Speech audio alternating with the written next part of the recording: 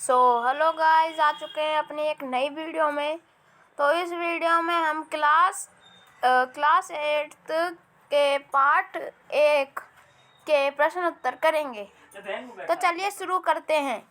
प्रश्न 1 है, कवि को ऐसा विश्वास क्यों है कि उसका अंत अभी नहीं होगा?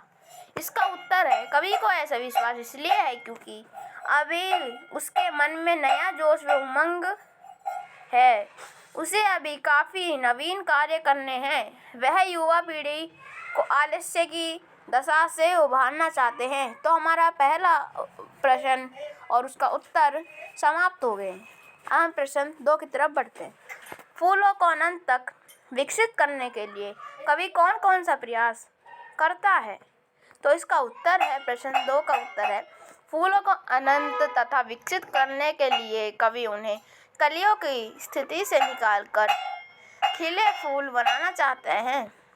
कवि का मानना है कि उसके जीवन में वसंत आया हुआ है, इसलिए वह कलियों को हाथों के वसंती स्पर्श से खिला देगा। वह फूलों की आंखों से आलस्य हटाकर उन्हें चुस्त व जागरूक करना तथा अपने नवजीवन के अमृत से सींचना चाहता है।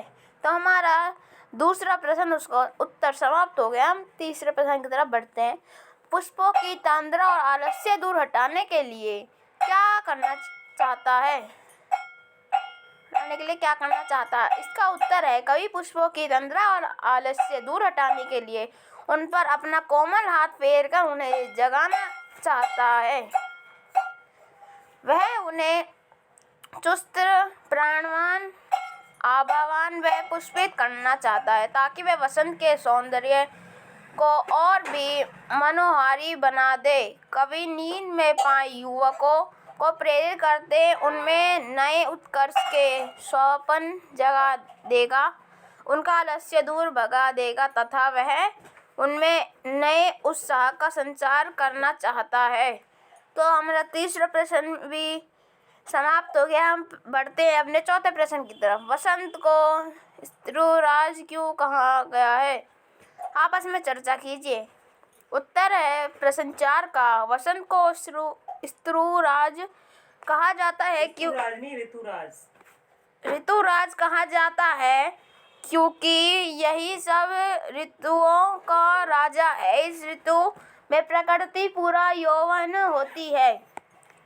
इस ऋतु के आने पर सर्दी कम हो जाती, मौसम सुहावना हो जाता है। इस समय पंचतत्व अपना प्रकोप छोड़कर सुहावने रूप में प्रकट होते हैं।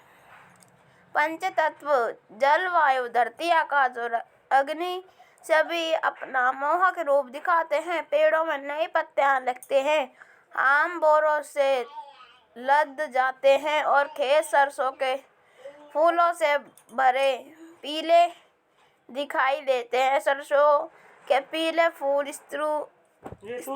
ऋतुराज के आगमन की घोषणा करते हैं। खेतों में फूली हुई सरसों पवन के झोंके से हिलती ऐसी दिखाई देती है मानो सामने सोने का सहार लहरा रहा हो। कोयल पंचम स्वर में गाती है और सभी को कुहू कुहू की आवाज में मंत्रमुग्ध करती है। इस ऋतु में उसकी छटा देखते ही बनती है। इस ऋतु में कई प्रमुख त्योहार मनाए जाते हैं, जैसे वसंत पंचमी, महाशिवरात्रि, होली आदि।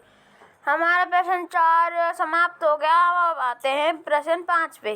प्रश्न 5 हमारा, वसंत ऋतु में आने वाले त्योहार के विशेष में जानकारी एकत्र कीजिए और किसी एक त्योहार पर निबंध लिखिए। तो वसंत ऋतु का समय फाल्गुन, चैत और वैशाख माह के आरंभिक दिनों अर्थात मार्च अप्रैल होता है।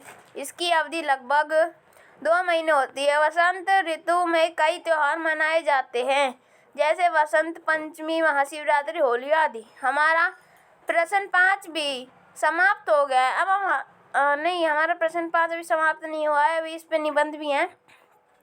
जैसे होली हमारा देश भारत विश्व का अकेला एवं ऐसा अनूठा देश है।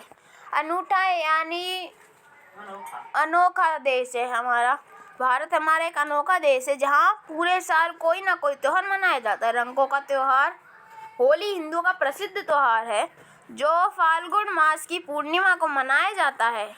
और यह त्योहार रंग एवं उमंग का अनुपम त्योहार है। जब वसंत अपने पूरे यौवन पर होता है, सर्दी को विदा देने और ग्रीष्म का स्वागत करने के लिए इसे मनाया जाता है।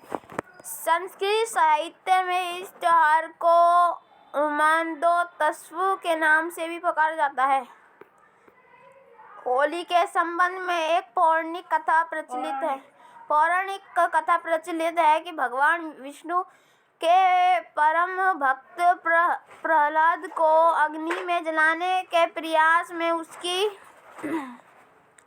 बुआ होलिका अग्नि में जलकर स्वाहा हो गई थी। इसी घटना को याद कर प्रतिवर्ष होलिका दहन किया जाता है। दूसरे दिन फाग खेला जाता है। इस दिन छोटे बड़े, अमीर गरीब आदि का भेदभाव मिट जाता है। सब एक दूसरे पर रंग फेंकते हैं, गुलाल लगाते हैं और गले मिलते हैं।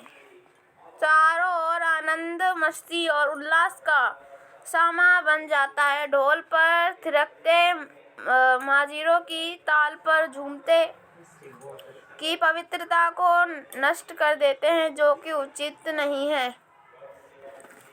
हमारा कर्तव्य है कि हम होली का त्योहार उसके आदर्शों के अनुरूप मनाएं तथा आपसी वैमनस्य, वैर भाव, घृणा आदि को जलाकर एक दूसरे पर गुलाल लगाकर आपस में प्रेम, एकता और सद्भाव बढ़ाने का प्रयास करें।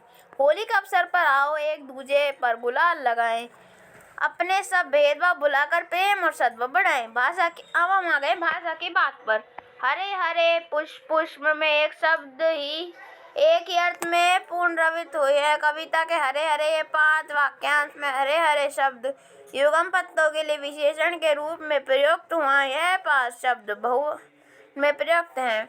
ऐसा प्रयोग भी होता है जब कर्ता या विशेष एक वचन में हो और कर्म या क्रिया या विशेषण बहुवचन में, जैसे वह लंबी चौड़ी बातें करने लगा। कविता में एक ही शब्द का एक से अधिक अर्थों में भी प्रयोग होता है। 3 बेर खाती थी, वे 3 बेर खाती थी। जो 3 बार खाती थी वह 3 बेर खाने लगी। एक शब्द बेर का 2 अर्थों में प्रयोग करने से वाक्य में चमत्कार आ गया। इसे यमक अलंकार कहा जाता है। कवि के उच्चारण की समानता शब्दों की पूर्णवृत्ति का आभास होता है, जबकि दोनों 2 प्रकार के शब्द होते हैं, जैसे मन का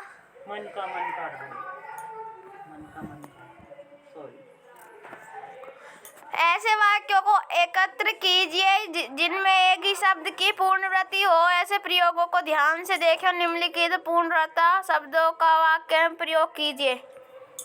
बातों बातों में रह रहकर, लाल लाल सुबह सुबह, रातों रात, घड़ी घड़ी। उत्तर है बातों बातों में कब घर आ गए पता ही नहीं चला। रह रहकर, कल रात से रह रहकर बारिश हो रही थी। लाल लाल आंखों से पिताजी अमर को घूर रहे थे। सुबह सुबह दादी जी सुबह सुबह ही पूजा करने मंदिर निकल जाती हैं। रातों रात ईश्वर की कृपा से रामन रातों रात अमीर हो गया। घड़ी घड़ी शिक्षक उसे पढ़ाई में ध्यान लगाने के लिए टोकते रहते।